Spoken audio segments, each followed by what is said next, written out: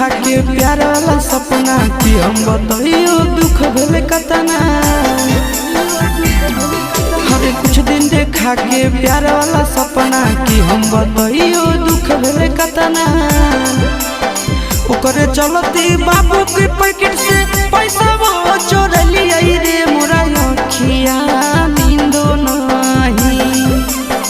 ओकरे चलती बाबू के पैकेट से पैसा वो चोर लिया रे मोरा अखिया नींदो नहीं।